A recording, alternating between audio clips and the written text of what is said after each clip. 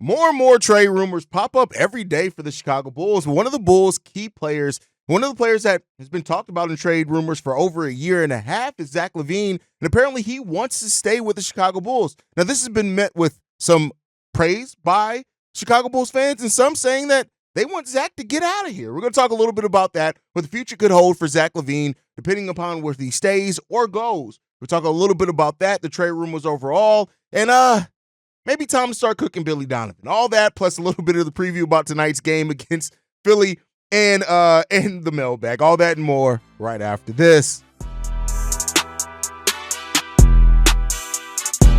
You are now tuned in to Chicago Bulls Central, your number one place for all Chicago Bulls news and content.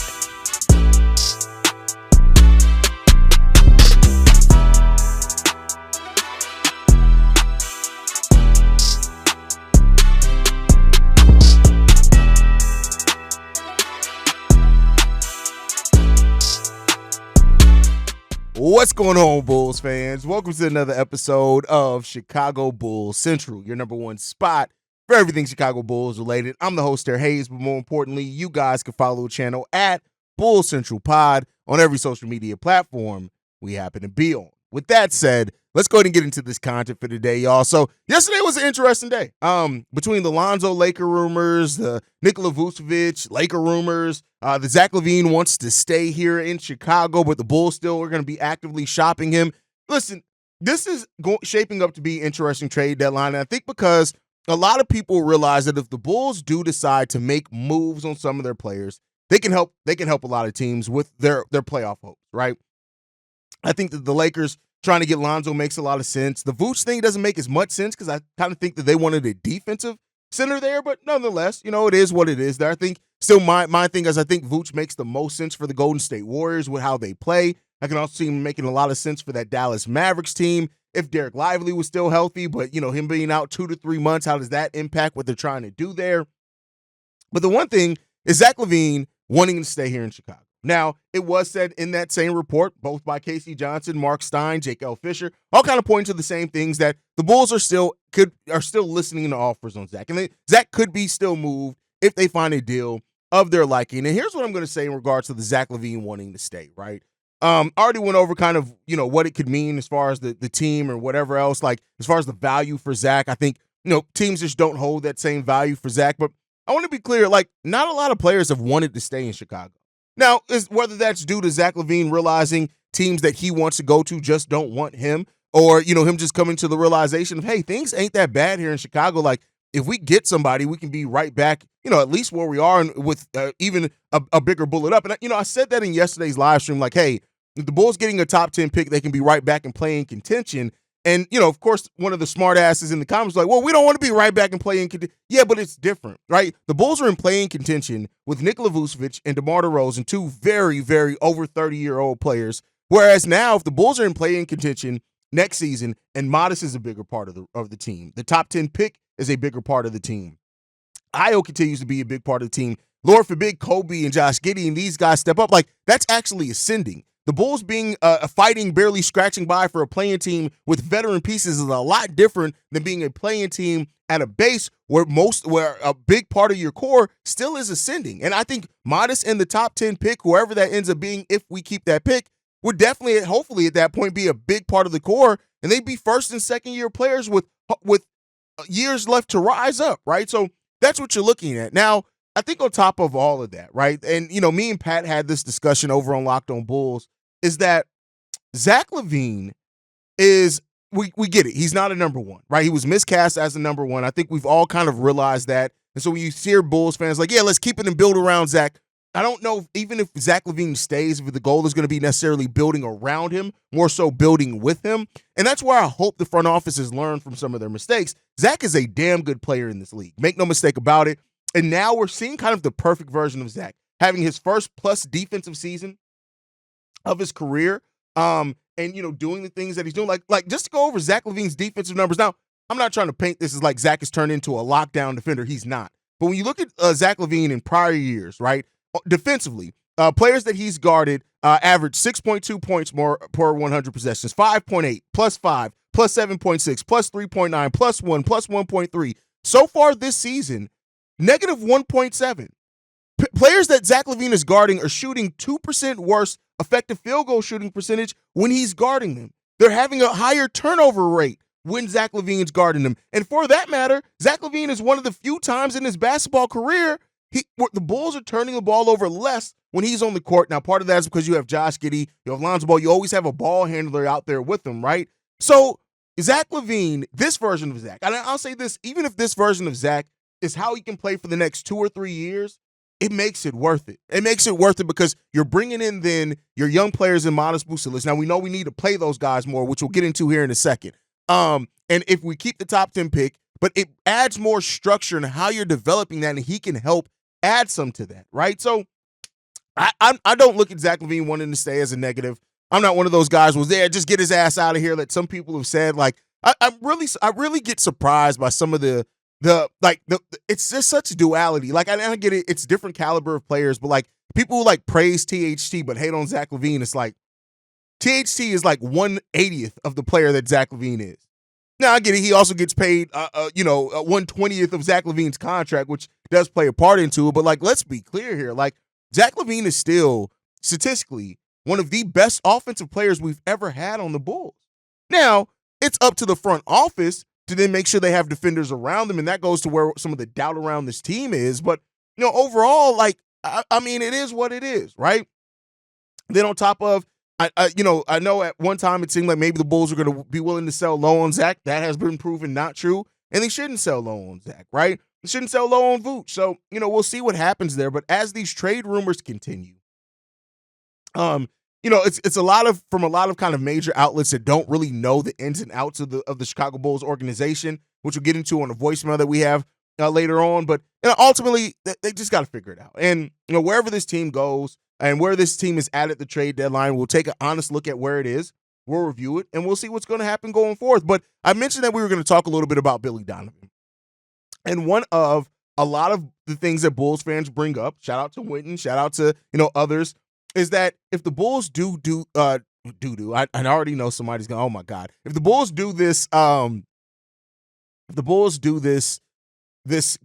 focusing on a younger core and trying to develop, of course, there's questions around Billy Donovan. Now, on yesterday's episode, I talked about some of the defensive stats of Matas Buzelis, which are honestly crazy.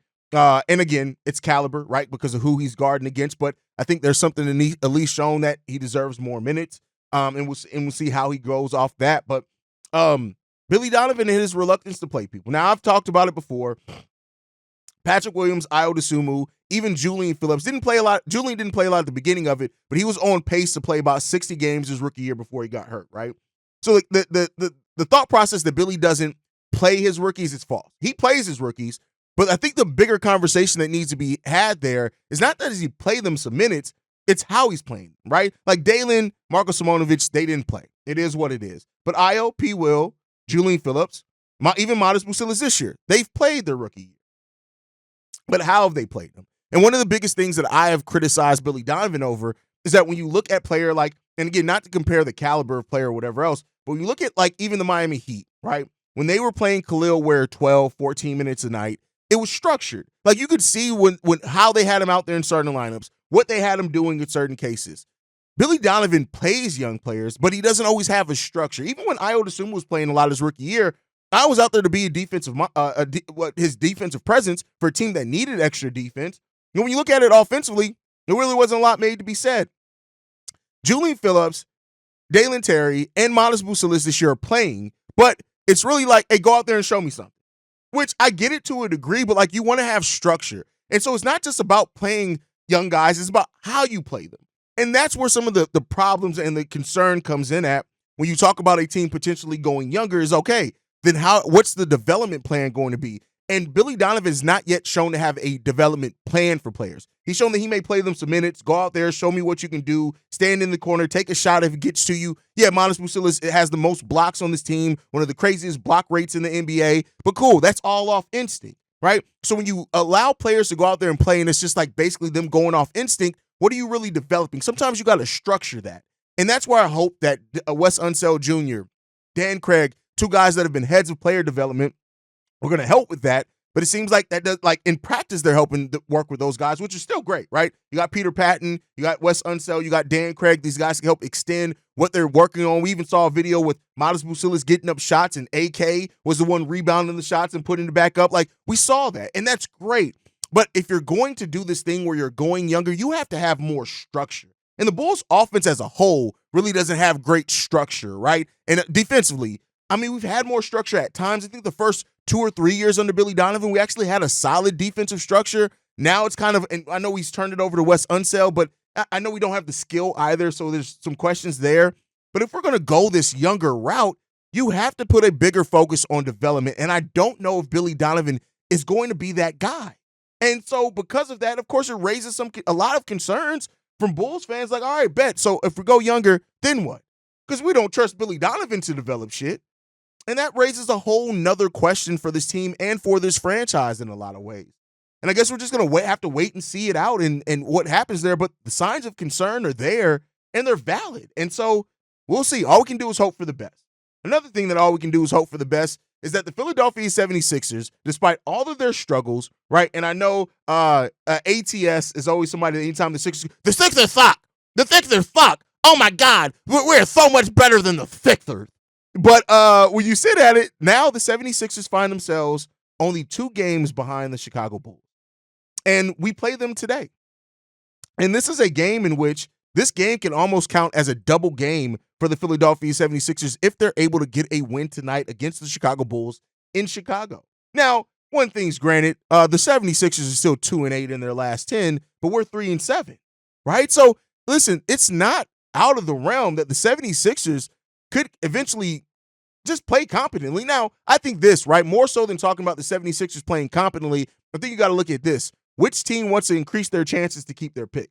Both teams in the Chicago Bulls and the Philadelphia 76ers both have protections on their first-round picks going into this offseason. And so the 76ers, depending on how confident they feel on what moves or whatever, or what they're able to do here leading into into the final stretch after the All-Star break, could really determine what they are going to try to do and how hard they're going to try to fight to make the play. Now, I think that the Philadelphia 76ers are still a team that still is trying to convince Joel Embiid that they're doing enough, because I think that they're terrified for Joel Embiid to ask for a trade. But the Philadelphia 76ers pick is top 6 protected. The Chicago Bulls pick is, as we all know, is top 10 protected. So even more so than which team can start winning more, I think we're going to see which team kind of prioritizes keeping their pick more as this goes on. I think that's the conversation that needs to be had here, and that's going to be an interesting part as this season goes on, because 76ers won last night without Joel Embiid. Of course, Joel Embiid has been in and out of that lineup all season long, hasn't been able to stay healthy, and I'm sure that the 76ers, they had way bigger goals. This was a team that wanted to try to compete for an Eastern Conference title, and make it to the NBA Finals this year with all the moves that they made, and it's been hugely disappointing for who and what this team has been this season. And so Joel Embiid, especially when you look at him, when he's on the court, he's still averaging 25 points per game or whatever. But he's played 13 games this season. 13 games this season from your franchise player.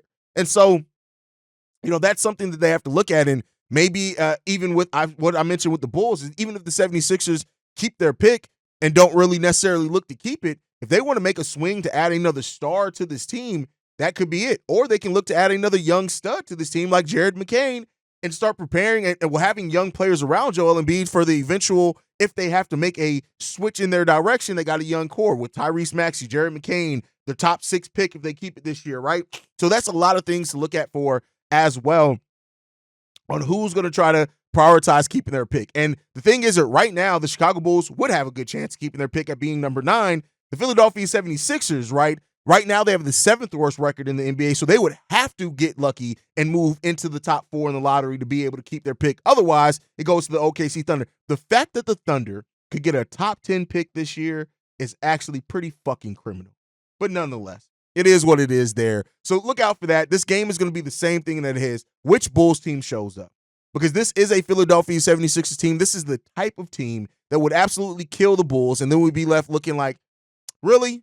This is what we've done? So look out for it, and we'll see what's going to happen. We'll be live here for the pregame, postgame, and halftime shows, all live on the channel. Make sure you guys are there.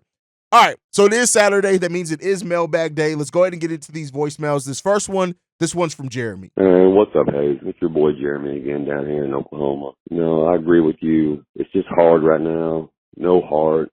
I don't get high. I don't get low for any of it right now. I've been forgetting to watch games, honestly. I'm hoping the young guys at this point get more minutes and time. We're not even getting that. Matas, hopefully, praying he can get hot. Maybe Billy will notice him if he wins the damn dunk contest. But other than that, just totally agree with you. It hurts right now. I'm a Bulls in my blood, in my heart. Wear a damn Bulls hat every fucking day. I'm out here, embarrassed at some point. We're just sitting here doing nothing. But tell me what you think, Hayes. Love your show. Be red. Let's go. Not getting too high or too low on this Chicago Bulls team, I think it's 100% valid. At this point now, they just are who they are. The season's going to go the way that it's going to go. I'm okay with it. I'm embracing it for whatever it is, and we'll just deal with it. That's that. We have no control over what this team is going to do as fans, right? We can talk about it. We can analyze it. We can say what we want, but this team is so just treading water. That is the definition of this Bulls team right now. We are treading water in either direction. We're just there. We're just existing, and we're just allowing whatever happens to happen. Now, if that whatever happens, ends up with us keeping our top 10 pick and Zach LaVine, like I talked about before, it's not necessarily a negative thing. We'll see what the future holds, man. That's all I can really say. But, yeah, Bulls fans, get ready to bear down, deal with it. We still got a lot of season left to be played, and we're just going to have to figure it out. We got, 38, 36-ish games left on the season. Hey, whatever happens at this point, man. That's all I can say. And, we'll be here to talk about it, review it, and do what we do. All right, let's get into the next voicemail, man. This one's from Vikram. Yo, what's up? My name is Vikram. Just saw some reports saying that from Evan Sidery. I don't know how reliable he is, but I've been looking at a lot of his tweets, and he's been talking about the Bulls a lot today in general. And I saw one of his tweets saying that the Bulls are planning on going on full-scale rebuild, which includes trading Coby White. Is that do you think that that's even possible? I don't see the world where Coby White gets traded this deadline, but I don't know. Let me know what you think. Yeah, a lot of outlets have been talking about the Bulls, as I kind of said earlier, but you can tell they don't really understand what this Bulls franchise is, right? People will say, oh, the Bulls are going to blow it all up. They're ready to go total rebuild. They're not going to go total rebuild. Oh, they're going to sell off all their assets. They're not going to do that. If they're going to do that, they were going to do it before, right? Now, I'm not saying that Coby White can't be traded. Now, I do think his recent injury and the bone bruise on his ankle could impact that. I do see a world in which the Bulls could trade Coby White. Now, I do think, personally, if they do move on from Coby White, it's going to be more so after the draft. And they see if they get a guard in this draft, which is a possibility. I know we're turning into the Chicago guards, but if they see a guard that just they look at as no, this is the best, this is the absolute best player left on the board. This is a player that we truly feel has the upside to be a star. They'll take him, and then eventually, whether it's immediately after or during the season, they can then move on from Coby or Ayo or Giddey or whoever else it is. So I think that's something that it is a possibility. But for the outlets that are saying the Bulls are ready to go total rebuild, they're not doing it. I feel pretty safe in saying they're not doing that. Now watch, because I said that, we'll be talking about and having an update video of the Bulls trading everybody. So be on the lookout for that. You know what happens. Subscribing to Chicago Bulls Central. When news drops, we drop. It's a very simple process. So there you go. We'll keep you up to the date on anything that actually happens on top of the talk as well. But Vikram, I'd say this. As of right now, I'm still leaning towards not much happening. Now, I do think that with the rumors around the Bulls, something's going to happen. I think maybe if it's a minor deal, Torrey Craig, Lonzo Ball, those type of things, I think the most that we may see is Vooch move for 4-team trade to get Bradley Beal and the 2 firsts and Zach LaVine goes. I don't see that happening, but maybe some smaller moves do happen, and we'll see where it goes. All right, let's get into this next voicemail, man. This one's from Reginald. Hey, this is Reginald from Columbus, Georgia. I was just listening to your bit about what the Bulls could do with their first-round pick if they are able to retain it. And one of the options you suggested was trading for a proven veteran. And out of all the, possible options, I found it the least likely. It's actually one of the ones I would probably prefer because I don't really trust this team's ability, to find the right player for whatever system they're going to be running and to, help that player grow and become better and develop into something that can help his team become a championship contender. And I know actually, I don't trust them to make this player to help them become a consistent playoff contender. But if they were to say, let's say, kick that first round pick, take Coby White and flip him for De'Aaron Fox or a Tyler Hansbrough or, a player star, if not, superstar level, I would really, prefer that because if I had something between, maybe not a sure thing because once again, it depends on what type of, if Billy Donovan is, willing to change his system up to fit to accommodate that player. But I would prefer that over, rolling the dice. And while a lot of people say this is the deepest draft in maybe a couple of years, there's no sure thing. And at this point in time, I'd rather trust, the steady hand of a vet and hope for the Bulls to develop a rookie. And seeing how, unfortunately, Billy and the front office aren't going anywhere right now, that's more comfortable for me as a Bull fan. That's what makes me more hopeful that they can get a vet instead of a rookie. But what's your opinion on that? Thanks for listening. Bulls trading a first-round pick for a proven veteran. Here's the thing, and I always say this. Not trusting a franchise means that you don't trust anything. So you can say that you don't trust them to draft the right player. That's great. That's cool. But we've seen them trade for a veteran, and we've seen them then how they fill that out, and look how that went. Like, a franchise that is inept is inept. And I think when you keep trying to restack the debt and keep pushing your future off to just add veteran pieces, and you're still a team that is not proven that you can make the subsequent moves to support that, a De'Aaron Fox doesn't turn this team into a championship contender. You said Tyler Hansbrough. I'm pretty. Did you mean Tyrese Halliburton? Because Tyler Hansbrough ain't even in the league no more. But like even those guys, they don't change. They don't make this team a championship contender. You still got to make several moves to really get yourself there, even after you make those moves. So here's the thing: you can only avoid going young at some point. You got to invest in your development. So while I understand your lack of trust in this team, in this front office to draft the right guys or even develop those guys, hey, just as many people will say that they share the same doubt over the team if they're going to be able to get any forward movement, even if they do trade their first round pick if they keep it for a veteran piece. Because they've shown that before. We've had a solid core here before that we couldn't add into, we couldn't invest in, and we didn't, and then it ended up just all faltering away. So that's kind of what you got to look at for us. Again, like I said, I understand your lack of trust and your doubt in this front office to draft the right guy. I share that with you. But at some point, like, you can only avoid that so long because you keep trying to re-up the deck with vets. You're just pushing off your future. And then at some point, you're going to look at it and say, damn, we re-up with vets the last 5 years. And we still eventually, now we need to have some young guys to develop on. And that also keeps your salary higher. And we know that the Bulls, again, aren't going to spend into the luxury tax. So for the Bulls to ever really build a championship team, it's going to have to take somebody while on their rookie scale deal, maybe their first extension, to exceed to the level of being a star. You're not going to get there by just trying to trade for vets because the Bulls also don't have the assets to trade for a star. They can trade for a damn good player, but for a star, no. And you need more than that now in this modern NBA just to reach the level of being a true contender as well. So that's kind of what you got to look at there as well, Reginald. But like I said, I understand your pain completely. All right, let's get into this last voicemail, man. This one's from Shay. What's up? Hey, this is Shay. Look, man, I'm going to give you a little bit of what I believe we should do, man. I believe we should stay pat into the offseason because what that does is the teams that could use a guy like Zach LaVine or teams that could use a guy like Nikola Vucevic, they'll be able to view what they have in the offseason, view what they need in the offseason instead of just trying to get a deal out the Chicago Bulls that would pigeonhole us. Like, for example, say, for instance, like a team like the Golden State Warriors. I mean, a team like maybe Memphis Grizzlies, who could use a big man right now, and they get close to the Western Conference Finals. You know, they'll be able to say, damn, if only we had Nikola Vucevic, you know, that probably puts us a step over other teams.